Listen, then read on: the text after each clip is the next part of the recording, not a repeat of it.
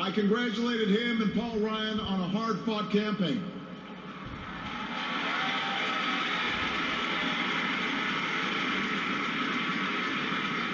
We may have battled fiercely, but it's only because we love this country deeply, and we care so strongly about its future. From George to Lenore to their son Mitt, the Romney family has chosen to give back to America through public service, and that is a legacy that we honor and applaud tonight.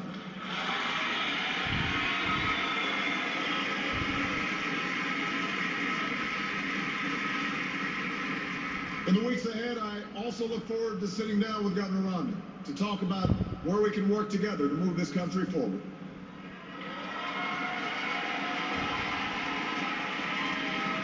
I want to thank my friend and partner of the last 4 years, America's happy warrior, the best vice president anybody could ever hope for, Joe Biden.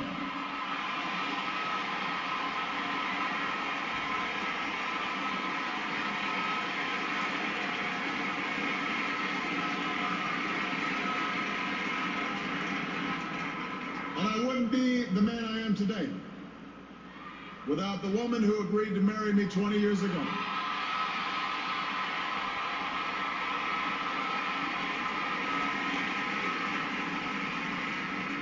Let me say this publicly, Michelle, I have never loved you more. I have never been prouder to watch the rest of America fall in love with you too, as our nation's First Lady.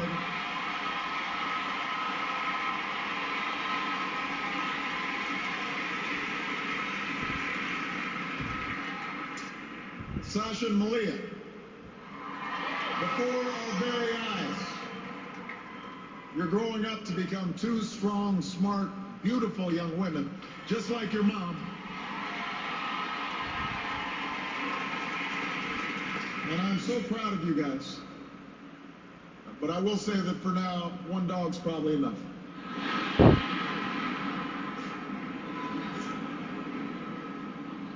To the best campaign team and volunteers in the history of politics,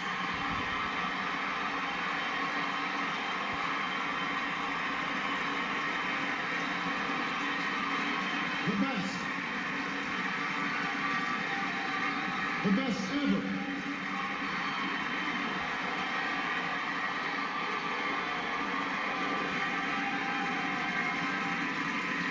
Some of you were new this time around, and some of you have been at my side since the very beginning. But all of you are family. No matter what you do or where you go from here, you will carry the memory of the history we made together. And you will have the lifelong appreciation of a grateful president. Thank you for believing all the way to every hill, to every valley. You lifted me up the whole way, and I will always be grateful for everything that you've done and all the incredible work that you put in.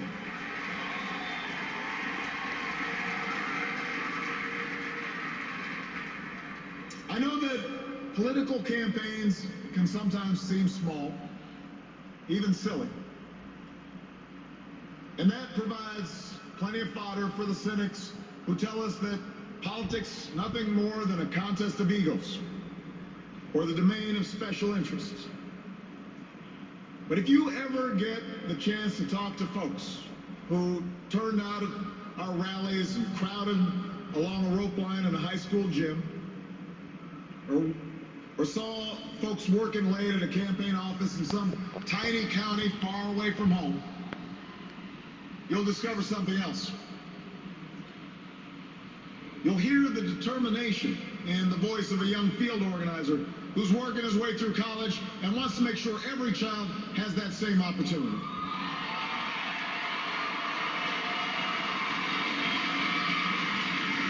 You'll hear the pride in the voice of a volunteer who's going door to door because her brother was finally hired when the local auto plant added another shift.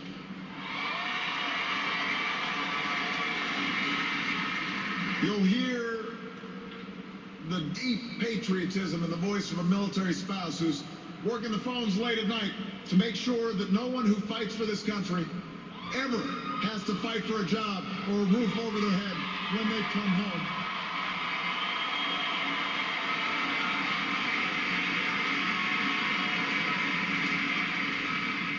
That's why we do this. That's what politics can be. That's why elections matter. It's not small, it's big. It's important. Democracy in a nation of 300 million can be noisy and messy and complicated. We have our own opinions. Each of us has deeply held beliefs. And when we go through tough times, when we make big decisions as a country, it necessarily stirs passions, stirs up controversy. That won't change after tonight, and it shouldn't.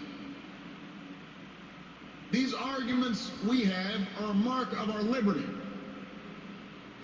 And we can never forget that as we speak, people in distant nations are risking their lives right now just for a chance to argue about the issues that matter. The chance to cast their ballots like we did today.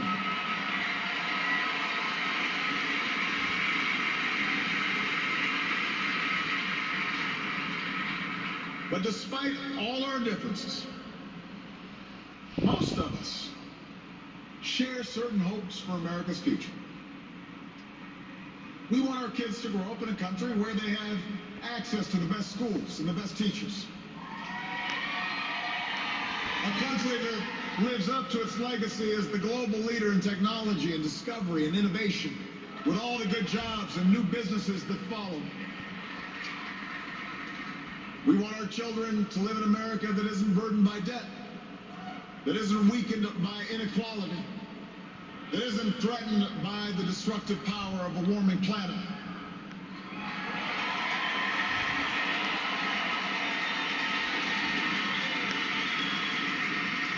We want to pass on a country that's safe and respected and admired around the world. A nation that is defended by the strongest military on earth and the best troops this world has ever known.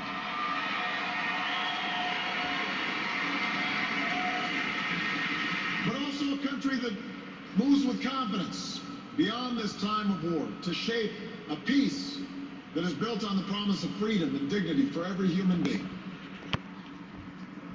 We believe in a generous America, in a compassionate America, in a tolerant America, open to the dreams of an immigrant's daughter who studies in our schools and pledges to our flag.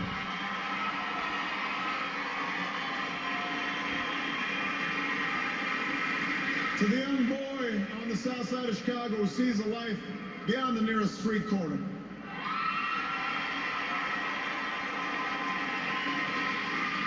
To the furniture worker's child in North Carolina who wants to become a doctor or a scientist, an engineer or an entrepreneur, a diplomat or even a president.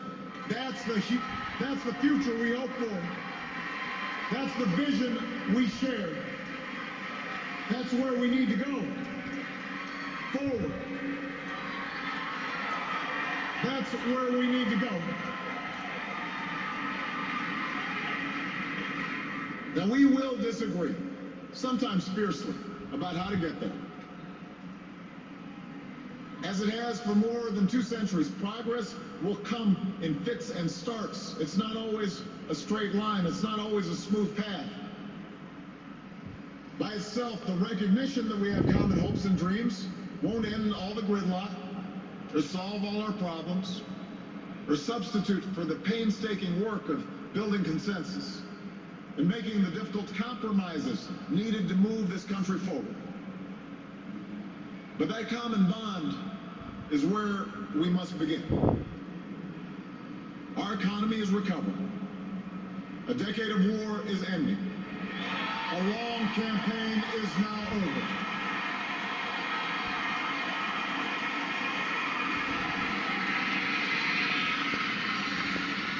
And whether I earned your vote or not, I have listened to you. I have learned from you. And you've made me a better president. And with your stories and your struggles, I return to the White House more determined and more inspired than ever about the work there is to do and the future that lies ahead.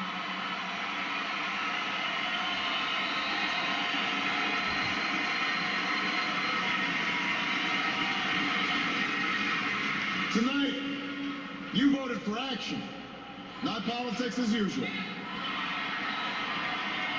You elected us to focus on your jobs, not ours. And in the coming weeks and months, I am looking forward to reaching out and working with leaders of both parties to meet the challenges we can only solve together. Reducing our deficit, reforming our tax code, fixing our immigration system, freeing ourselves from foreign oil. We've got more work to do.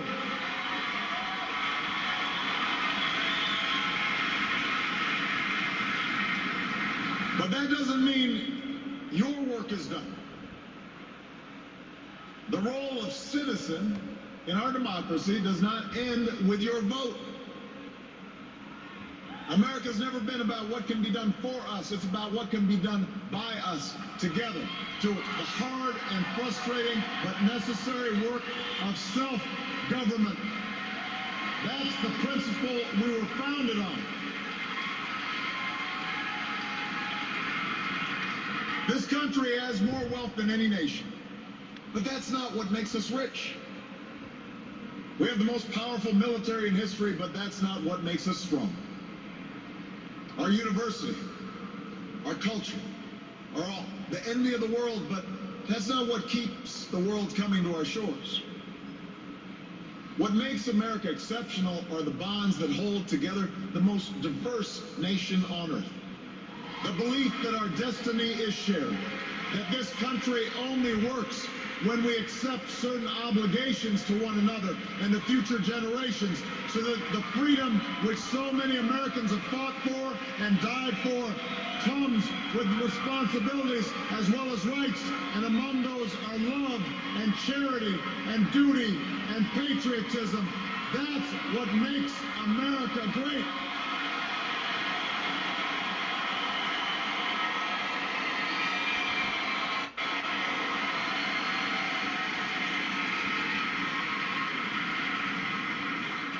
I am hopeful tonight because I've seen the spirit at work in America. I've seen it in the family business whose owners would rather cut their own pay than lay off their neighbors. And in the workers who would rather cut back their hours than see a friend lose a job. I've seen it in the soldiers who re-enlist after losing a limb. And in those SEALs who charged up the stairs into darkness and danger because they knew there was a buddy behind them watching their back.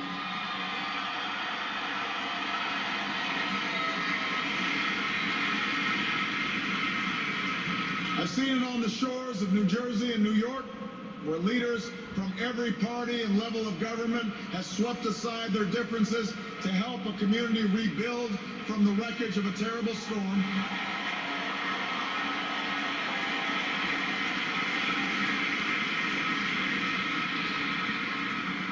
And I saw it just the other day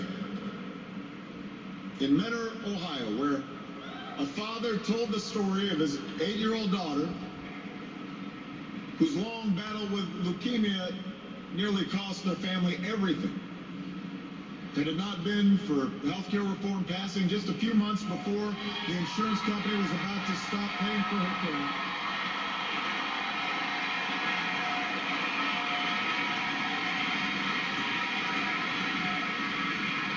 I had an opportunity to not just talk to the father, but meet this incredible daughter of his.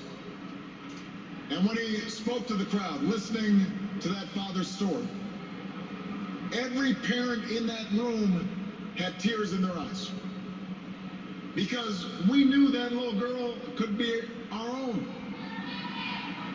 And I know that every American wants her future to be just as bright. That's who we are. That's the country I'm so proud to lead as your president.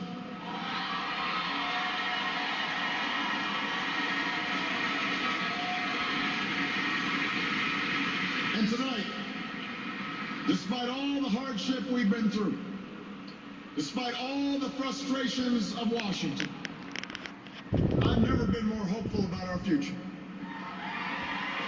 I have never been more hopeful about America. And I ask you to sustain that hope. I'm not talking about blind optimism, the kind of hope that just ignores the enormity of the tasks ahead or the roadblocks that stand in our path. I'm not talking about the wishful idealism that allows us to just sit on the sidelines or shirk from a fight.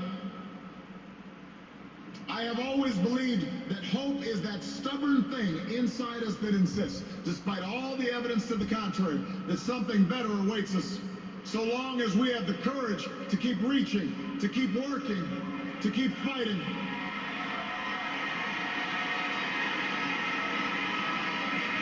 America, I believe we can build on the progress we've made and continue to fight for new jobs and new opportunity and new security for the middle class.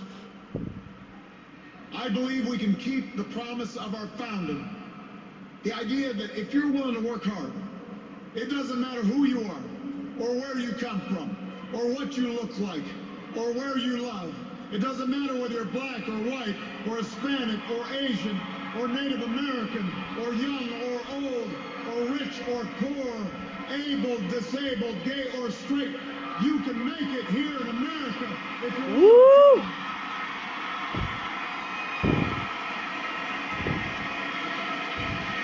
I believe we can seize this future together because we are not as divided as our politics suggest. We're not as cynical as the pundits believe.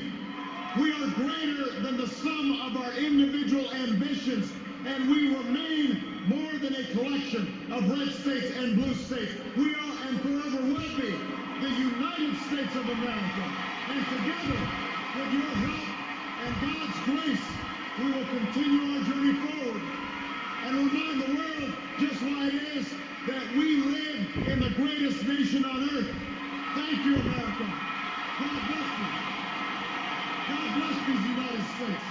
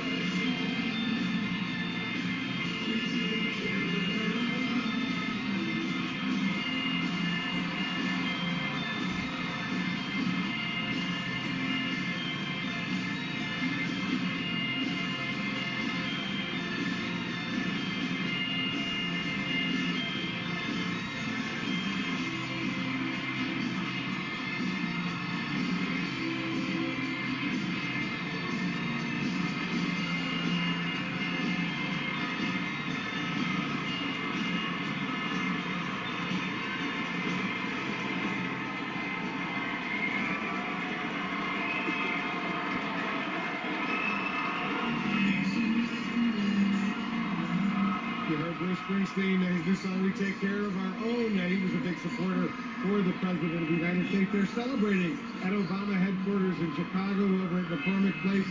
You can see the confetti, you can see the Bidens, you can see the Obamas, a lot of their close friends, family members. They are there on the stage celebrating this historic win, a second term for the President of the United States and the Vice President of the United States. They are pretty happy. Perhaps earlier in the day there was a little tension, but they came through and they won. They won decisively in the Electoral College, and they're winning one right now in the popular vote as well. Nearly 1 million votes by my estimate. Right now, 800,000 votes in the popular vote. The President 50%, Mitt Romney 49%. They're still counting votes across the country right now, but the President clearly has been reelected. And he promised to get down to business right away. He promised to work not only with Democrats, but with Republicans. We had a statement, by the way, just a little while ago from John Boehner, the Speaker of the House, and the Republicans will maintain their majority in the House of Representatives, also saying he wants to work, he wants to cooperate, he wants to get down to business, and pretty soon they're going to have a lot of business to do because they have pricey issues between now and the end of the year, the so-called fiscal cliff. So there's no shortage of work to do. They'll celebrate tonight, but before you know it, Anderson Cooper, they're going to have to get down and deal with a lot of very, very sensitive issues. Yeah, certainly indeed. And it's really an extraordinary speech by President Obama, especially when you compare it to his acceptance speech 4 years ago. A much different tone. Paul, you were remarking on that, and also you were remarking on just what an extraordinary win this is for the president. It really is, and it looks like I think the president has told friends that he thinks the economy really is going to take off in the next 4 years, and this was much more optimistic, exuberant, energetic. This was more like the Barack Obama we were introduced to at that Boston convention in '04 than the very